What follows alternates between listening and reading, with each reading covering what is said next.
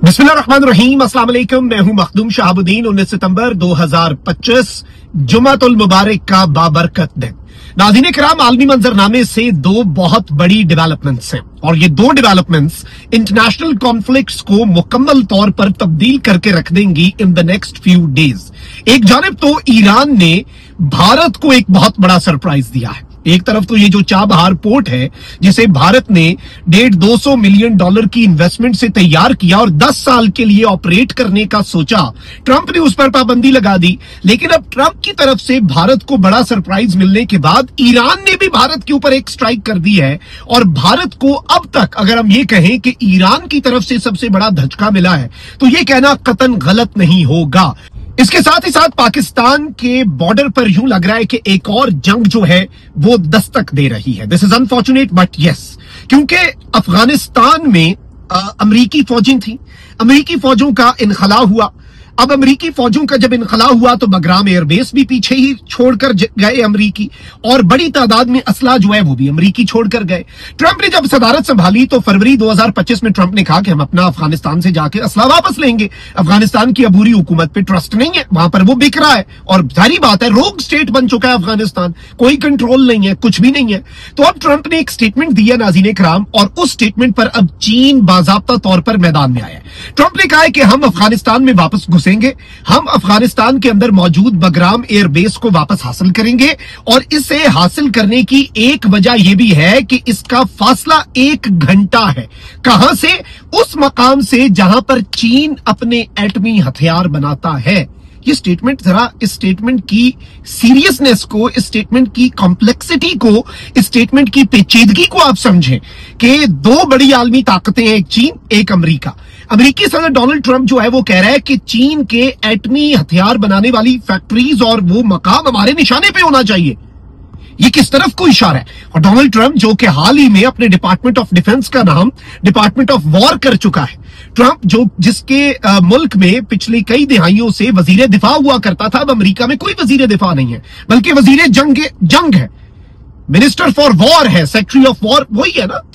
तो अब आप अंदाजा करें कि इस वक्त मंजरनामा कितनी तेजी से बदल रहा है। और अब इस सारे सिनेरियो के अंदर एंट्री दी है चाइना ने, और चाइना ने अमेरिका को कन्फ्रंट करने का फैसला कर लिया है।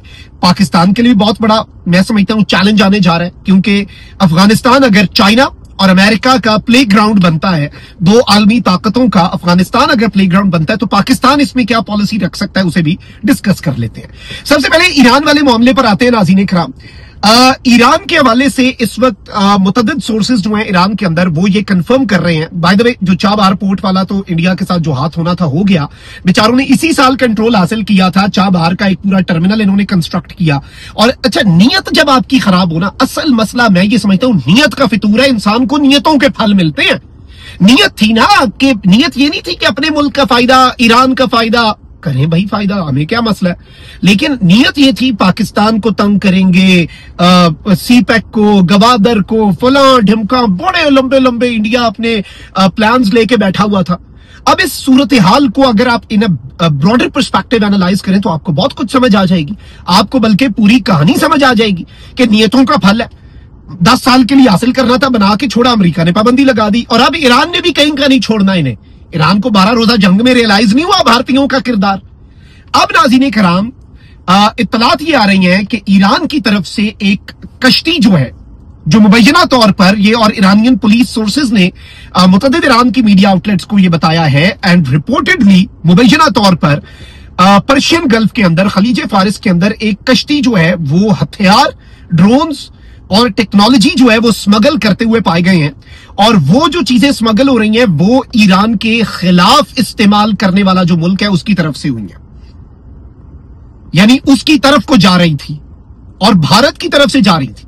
और ईरान ने ये स्ट्राइक की है भारत के ऊपर। टेक्निकली ईरान ने इंडिया को ये सरप्राइज दिया है बहुत बड़ा, और ईरान जो है उसकी तरफ से ये डेवलपमेंट सामने आई है। This development also changes the face of the whole South Asia, Middle East, और ये जो इस वक्त सिचुएशन बन चुकी है।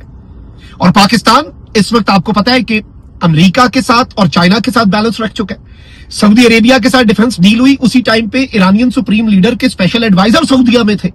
ईरान को भी कोई इशू नहीं, ये उस मौके पे की है हमने डील जब ईरान और सऊदीया की भी नॉर्मलाइजेशन हो गई। फिर ईरान के साथ जो पाकिस्तान की कुर्बत हालिया दिनों में बढ़ी है वो भी पूरी दुनिया के सामने है। जो आलम इस्लाम में पाकिस्तान का मकाम बढ़ा है वो भी पूरी दुनिया के सामने है। और पाकिस्तान अफगानिस्तान के मामले के अंदर ये बात बहुत क्लैरिटी के साथ मैं आपको बताऊं, और इसमें कोई दूसरी राय, कोई इफ्स एंड बट्स जो है वो नहीं होने चाहिए, कोई अबहाम किसी के ज़हन में नहीं होना चाहिए कि अमेरिका और चाइना वाले मामले में भी पाकिस्तान जो है वो बिल्कुल भी कोई पार्टी नहीं बनेगा, और ना ही पाकिस्तान को बनना चाहिए। और ये बात चाइना को भी इस बात का इदराक है, अमेरिका भी इस बात को अंडरस्टैंड करता है, क्योंकि हमने डबल गेम कभी की नहीं, हमने क्लैरिटी रखी। इंडिया डबल गेम करता था इसलिए जूते खा रहा है, हर घर से जूते खा रहा है, ना घर का रहा ना घाट का, ना इधर का रहा ना उधर का। अब नाज़रीन किराम, लेकिन पाकिस्तान के सामने एक और चैलेंज आ चुका है। एक जानिब तो अफगानिस्तान की हुकूमत जो हरकतें कर रही है और वहां पर जो वो टीटीपी की सरपरस्ती कर रहे हैं, जिसके अब सबूत है हमारे पास, और वही बात है कि या तो आप उनके खिलाफ कार्रवाई करेंगे, आप उनके सहूलतकार हैं, इसके अलावा हम तो कोई दूसरी बात नहीं मानेंगे। नो। अब एक तरफ पाकिस्तान के अपने कंसर्न्स हैं, पाकिस्तान अपनी तरफ से कुछ बहुत बड़ी तैयारी कर रहा होगा सफाया करने की। सफाई अगर टीटीपी की और बीएलए की अफगानिस्तान में वहां की हुकूमत नहीं कर पाती तो हम भी कर लेंगे, लेकिन अब इस मामले को छोड़ दें, ये तो छोटा मामला हो गया। ट्रंप ने जो बात की है ना कि हम अफगानिस्तान में वापस घुसेंगे, हम बगराम एयरबेस का कंट्रोल संभालेंगे। अब इसमें एक थ्योरी ये आ रही है कि बगराम एयरबेस जो है वो अफगान तालिबान से ही अमेरिका हासिल कर ले, लेकिन चाइना के अपने इंटरेस्ट है। China Pakistan economic corridor Afghanistan तक एक्सटेंड हो रहा है। China economic point of view से अफगानिस्तान को अपनी साइड पे करने की कोशिश कर रहा है, और ये चाइना का एक राइट है, सारी बात है, सब मिलकर तरक्की करें। अब इस सब के अंदर ट्रंप ने जो बात की, बगराम एयरबेस तक बात ठीक थी, लेकिन उसमें चाइना का फैक्टर दे दिया कि भाई चाइना जो है वो हमारे निशाने पे रहेगा अगर, क्योंकि obviously Pakistan can never be used, और तो कोई आसपास मुल्क है नहीं जो यूज कर सकता है अमेरिका चाइना के खिलाफ। पाकिस्तान और चाइना की अपनी अलायंस है, पाकिस्तान तो पार्टी ना बना इससे पहले, ना पाकिस्तान आइंदा कभी पार्टी बनेगा, इसमें तो कोई दूसरी राय नहीं है ना। तो अब इस सारे सिनेरियो को अगर आप इन ब्रॉडर पर्सपेक्टिव एनालाइज करें तो ट्रंप ने जो बात की है उसका जवाब चाइना ने दिया, और चाइना ने कहा है कि हम देखते हैं ये कैसे करता है बगराम एयरबेस हासिल करके, और अमेरिका को इस तरह की स्टेटमेंट नहीं देनी चाहिए, ये अफगानिस्तान की सॉवरेनिटी के खिलाफ है, ये अफगानिस्तान की सालमियत के खिलाफ है। आप काबुल में घुस के एक एयरबेस कैसे हासिल कर सकते हैं, और हम इस चीज को अपोज करेंगे। यानी अब चाइना ने इनडायरेक्टली ये मैसेज दे दिया कि भाई आप इसमें पार्टी हैं तो हम भी पार्टी बन के जाएंगे फिर, क्योंकि आप हमें पार्टी बना रहे हैं। आपने ये कहा कि हमें काउंटर करने के लिए और हमारे एटमी हथियार बनाने वाले मकाम को निशाने पर रखने के लिए आपको बगराम एयरबेस चाहिए, तो फिर ऐसे ही सही।